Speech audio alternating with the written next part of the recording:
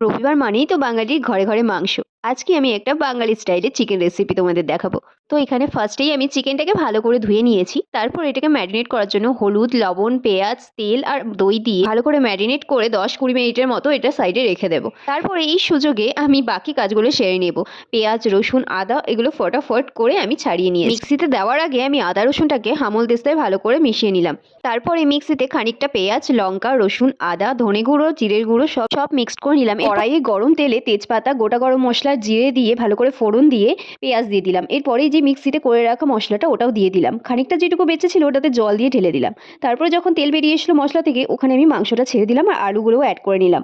এরপরে মাংসটাকে ভালো করে কষিয়ে নিলাম। এর থেকে অল্প অল্প জল বেরিয়ে আসছে। এরপরে আমি স্বাদ মতো একটু নুন দিয়ে দিলাম, কারণ আমার নুনটা একটু কম হয়েছিল। মশলা থেকে তেল বেরিয়ে আসার পরে জাস্ট জল অ্যাড করে দিলাম পরিমাণ মতো। এটাকে মিডিয়াম ফ্লেমে দিয়ে আমি লিড দিয়ে বসিয়ে রেখেছিলাম সেদ্ধ হওয়ার জন্য। সবশেষে গরম মশলা দিন। আমি ভালো লাগলে কিন্তু সাবস্ক্রাইব করে দিন।